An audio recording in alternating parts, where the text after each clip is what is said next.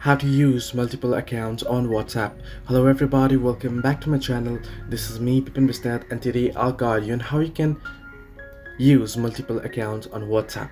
Now after the latest update, you can use two different accounts on WhatsApp.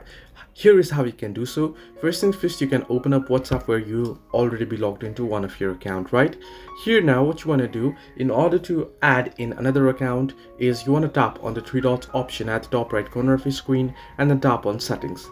Once on your settings, you shall see various options. You want to head into the very first option that says account.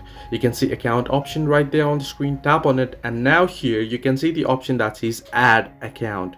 So you want to tap on add account. Again, tap on add account at the bottom of your screen. It'll take a time to load up, and here now you want to tap on agree and continue, and here choose your country code. Enter in your phone number, tap on next, you'll get the confirmation code, enter in the confirmation code and go ahead with your account login. So this is the way. Once you do so, you'll have two different accounts on the phone.